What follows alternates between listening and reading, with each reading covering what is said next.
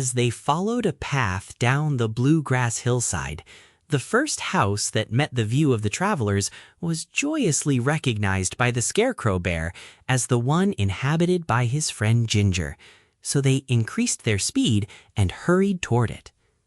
On reaching the place, however, they found the house deserted. The front door stood open, but no one was inside. In the garden surrounding the house were neat rows of bushes bearing cream puffs and macaroons, some of which were still green, but others ripe and ready to eat. Farther back were fields of caramels, and all the land seemed well cultivated and carefully tended. They looked through the fields for the girl farmer, but she was nowhere to be seen. "Well," finally remarked the little brown bear, "let us go into the house and make ourselves at home. That will be sure to please my friend Jinjur, who happens to be away from home just now. When she returns, she will be greatly surprised." "Would she care if I ate some of those ripe cream puffs?" asked the green monkey. "No, indeed. Jinjur is very generous. Help yourself to all you want," said the Scarecrow Bear. So Woot gathered a lot of the cream puffs that were golden yellow and filled with a sweet, creamy substance, and ate until his hunger was satisfied. Then he entered the house with his friends and sat in a rocking chair, just as he was accustomed to do when a boy. The canary perched herself upon the mantel and daintily plumed her feathers. The tin owl sat on the back of another chair. The scarecrow squatted on his hairy haunches in the middle of the room. "I believe I remember the girl Jinjur," remarked the canary in her sweet voice.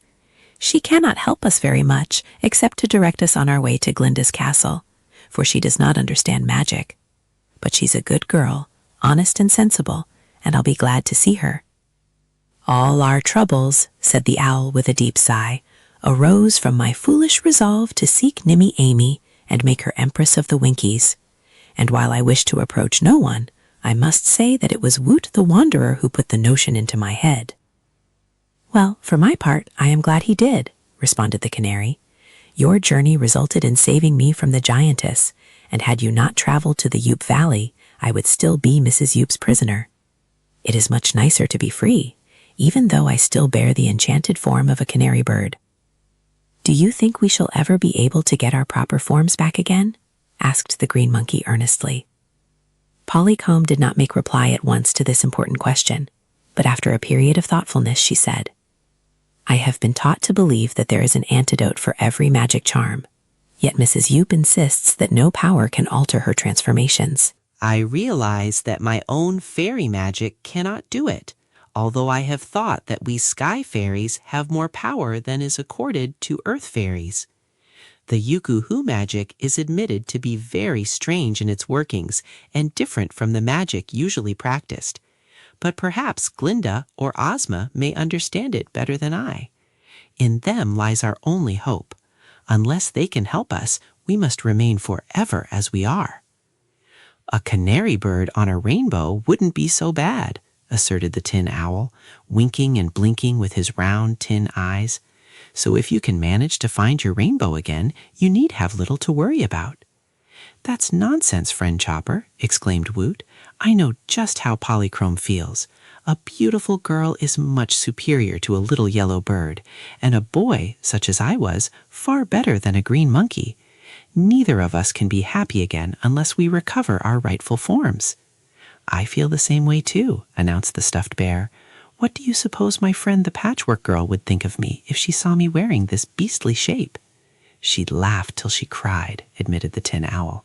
"For my part, I'll have to give up the notion of marrying Nimmy Amy, but I'll try not to let that make me unhappy. If it's my duty, I'd like to do my duty, but if magic prevents my getting married, I'll flutter along all by myself and be just as contented." Their serious misfortunes made them all silent for a time, and as their thoughts were busy in dwelling upon the evils with which fate had burdened them, none noticed that Jinjur had suddenly appeared in the doorway and was looking at them in astonishment. The next moment, her astonishment changed to anger, for there, in her best rocking chair, sat a green monkey. A great shiny owl perched upon another chair, and a brown bear squatted upon her parlor rug. Jinjur did not notice the canary, but she caught up a broomstick and dashed into the room, shouting as she came, "Get out of here, you wild creatures! How dare you enter my house?" With a blow of her broom, she knocked the brown bear over, and the tin owl tried to fly out of her reach and made a great clatter with his tin wings. The green monkey was so startled by the sudden attack that he sprang into the fireplace, where there was fortunately no fire, and tried to escape by climbing up the chimney. But he found the opening too small, and so was forced to drop down again. Then he crouched trembling in the fireplace, his pretty green hair all blackened with soot and covered with ashes. From this position, Woot watched to see what would happen next. "Stop, Jinjur, stop!" cried the brown bear, when the broom again threatened him. "Don't you know me? I'm your old friend the Scarecrow." "You're trying to deceive me, you naughty beast. I can see plainly that you are a bear, and a mighty poor specimen of a bear, too," retorted the girl. "That's because I'm not properly stuffed," he assured her. "When Mrs. Yoop transformed me, she didn't realize I should have more stuffing." "Who is Mrs. Yoop?" inquired Jinjur, pausing with the broom still upraised. "A giantess in the Gillikin country." "Oh, I begin to understand. And Mrs. Yoop transformed you? You are really the famous Scarecrow of Oz?" "I was, Jinjur. Just now I'm as you see me, a miserable little brown bear with a poor quality of stuffing.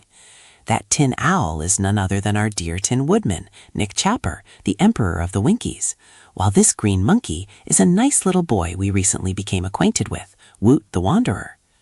"And I," said the canary, flying close to Jinjur, "and Polychrome, the daughter of the rainbow, in the form of a bird." "Goodness me!" cried Jinjur, amazed. "That giantess must be a powerful sorceress, and as wicked as she is powerful." "She's a Yukuhu," said Polychrome. "Fortunately, we managed to escape from her castle, and we are now on our way to Glinda the Gurrid to see if she possesses the power to restore us to our former shapes." "Then I must beg your pardons. All of you must forgive me," said Jinjur, putting away the broom. "I took you to be a lot of wild, unmannerly animals, as was quite natural. You are very welcome to my home, and I'm sorry I haven't the power to help you out of your troubles. Please use my house and all that I have as if it were your own." At this declaration of peace, the bear got upon his feet, and the owl resumed his perch upon the chair, and the monkey crept out of the fireplace. Jinjur looked at Wump critically and scowled. "For a green monkey," she said, "you're the blackest creature I ever saw, and you'll get my nice clean room all dirty with soot and ashes. Whatever possessed you to jump up the chimney?" I was scared," explained Woot, somewhat ashamed. "Well, you need renovating, and that's what will happen to you right away. Come with me," she commanded. "What are you going to do?" asked Woot. "Give you a good scrubbing," said Jinjur. Now neither boys nor monkeys relish being scrubbed, so Woot shrank away from the energetic girl, trembling fearfully. But Jinjur grabbed him by his paw and dragged him out to the backyard, where, in spite of his whines and struggles, she plunged him into a tub of cold water and began to scrub him with a stiff brush and a cake of yellow soap. This was the hardest trial that Woot had endured since he became a monkey, but no protest had any influence with Jinjur, who lathered and scrubbed him in a businesslike manner and afterward dried him with a coarse towel.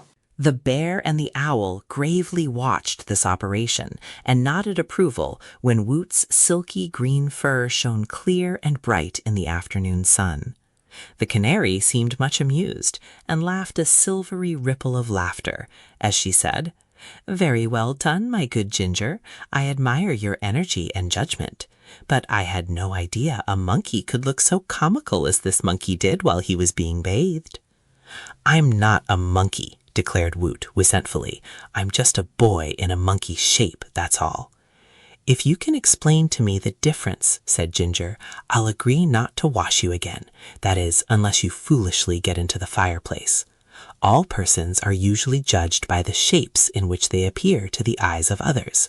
Look at me, Woot. What am I?" Woot looked at her. "You're as pretty a girl as I've ever seen," he replied. Jinjur frowned. That is, she tried hard to frown. "Come out into the garden with me," she said, "and I'll give you some of the most delicious caramels you ever ate. They're a new variety that no one can grow but me, and they have a heliotrope flavor." Ozma and Dorothy.